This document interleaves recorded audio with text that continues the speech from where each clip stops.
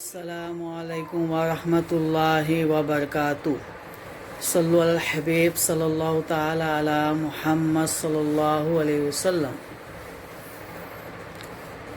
12,000 یہودی بندر بن گئے۔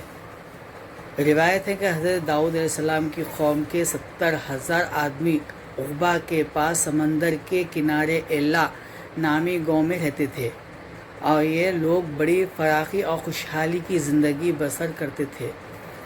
اللہ تعالیٰ نے ان لوگوں کا اس طرح امتحان لیا کہ یعنی ہفتے کے دن مچھلی کا شکار ان لوگوں پر حرام فرما دیا، ہفتے کے دن باقی دنوں میں شکار حلال فرما دیا، مگر اس طرح ان لوگوں کو آزمائش میں مبتلا فرما دیا۔ یعنی ہفتے کے دن بے شمار مچھلیاں آتی تھیں اور دوسرے دنوں میں نہیں آتی تھیں، تو شیطان نے ان لوگوں کو یہ حلیہ بتایا کہ سمندر سے کچھ نالیاں نکال کر خشکی میں چند حوض بنا لو، اور جب یعنی ہفتے کے دن ان نالیوں کے ذریعے مچھلیاں حوض میں آ جائے تو نالیوں کا منہ بند کر دو، اور اس دن شکار نہ کرو، بلکہ دوسرے دن آسانی کے ساتھ ان مچھلیوں کو پکڑ لو۔ ان لوگوں کو یہ شیطانی حلیہ بازی پسند آ گئی، اور ان لوگوں نے یہ نہیں سوچا کہ جب مچھلیاں نالیوں اور حوض اور مقید ہو گئی تو یہی ان کا شکار ہو گیا۔ ہفتے کے دن شکار کرنا پایا گیا جو ان کے لیے حرام تھا۔ اس موقع پر ان یہودیوں کے 3 گروہ ہو گئے۔ کچھ لوگ ایسے تھے جو شکار کے اس شیطانی حلیے سے منع کرتے رہے اور ناراض و بیزار ہو کر شکار سے باز آئے، اور کچھ لوگ اس کام کو دل سے برا جان کر خاموش رہے اور دوسروں کو منع کرتے تھے، بلکہ منع کرنے والوں سے کہتے تھے کہ تم لوگ ایسی قوم کو کیوں نصیحت کرتے ہو جنہیں اللہ تعالیٰ ہلاک کرنے والا اور سخت سزا دینے والا ہے۔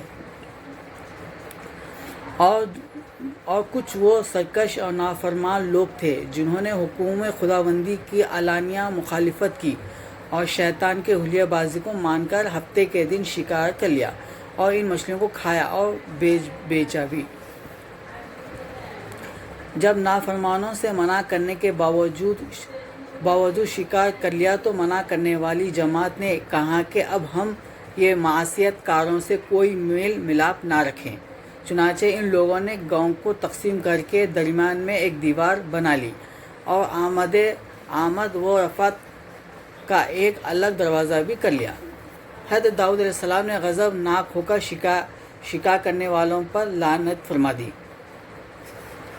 اس کا اثر یہ ہوا کہ ایک دن خطا کاروں میں سے کوئی باہر نہیں نکلا، تو انہوں نے دیکھنے کے لیے کچھ دیوار پر چڑھ گئے تو کہاں دیکھا وہ سب بندروں کی صورتوں میں مخص ہو گئے۔ اب لوگ ان مجرموں کا دروازہ کھول کر اندر داخل ہوتے تو بندر اپنے رشتہ داروں کو پہچانتے تھے اور ان کے پاس آ کر ان کے کپڑوں کو سونگھتے تھے اور زور زور سے روتے تھے، مگر لوگ ان بندر بن جانے والوں کو نہیں پہچانتے تھے۔ ان بندر بن جانے والوں کی تعداد 12,000 تھی۔ یہ سب 3 دن تک زندہ رہے اور اس کے درمیان میں کچھ بھی کھا پی نہ سکے، بلکہ یوں ہی بھوکے پیاسے سب کے سب ہلاک ہو گئے۔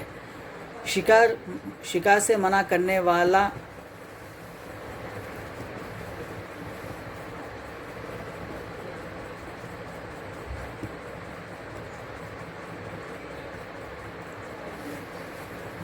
خاموش رہے، اللہ تعالیٰ نے ہلاکت سے بچا لیا۔ شکار سے منع کرنے والے گروہ ہلاکت سے سلامت رہا، اور صحیح قول یہ ہے کہ دل سے برا جان کر خاموش رہنے والوں کو بھی اللہ تعالیٰ نے ہلاکت سے بچا لیا۔ پارہ سورہ بقرہ۔ اس واقعے کا اجمالی بیان تو سورہ بقرہ کی اس آیت میں ہے۔ ترجمہ کنز ایمان۔ اور بے شک ضرور تمہیں معلوم ہے کہ وہ جنہوں نے ہفتے میں سرکش کی تو ہم نے ان سے فرمایا کہ ہو جاؤ بندر دھر ہوئے۔ پارہ سورہ بقرہ۔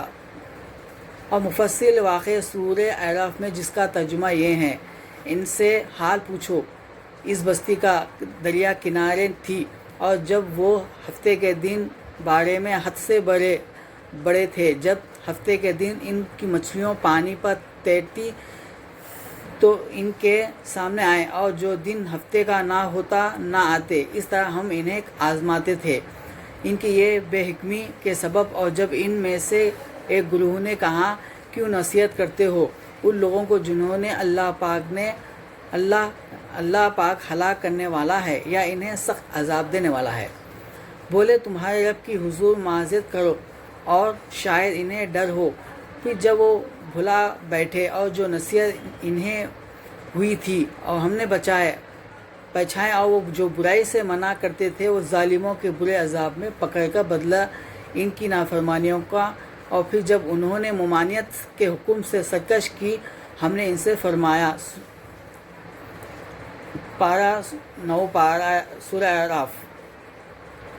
درس ہدایت. معلوم ہوا کہ شیطانی حلیہ بازیوں میں پڑھ کر اللہ تعالیٰ کے احکام کی نافرمانیوں کا انجام کتنا برا اور کس قدر خطرناک ہوتا ہے، اور خدا کے نبی جن بد نصیبوں پر لعنت فرمائی وہ کیسے ہولناک عذاب الہی میں گرفتار ہو کر دنیا سے نصف و نابود ہو کر عذاب نار میں گرفتار ہو جاتے ہیں، اور دونوں جہاں میں ذلیل و خراب ہو جاتے ہیں. نعوذ باللہ. اصحاب اللہ کے اس دل دلانے والے واقعے میں ہر مسلمان کے لیے بہت بڑی عبرتوں اور نصیحتوں کا سامان ہے. کاش اس واقعے سے مسلمانوں کے قلوب میں خوف خداوندی پیدا ہو جائے اور وہ اللہ اور رسول صلی اللہ علیہ وسلم کی نافرمانی کی پگڈیوں میں بھٹکنے سے منہ موڑ کر صراط مستقیم کی شاہراہ میں چل پڑیں اور دونوں جہاں کی سربلندیوں سے سرفراز ہو کر اعزاز کرام کی سلطنت کے تاجدار بن جائے. صلو علی الحبیب صلی اللہ تعالی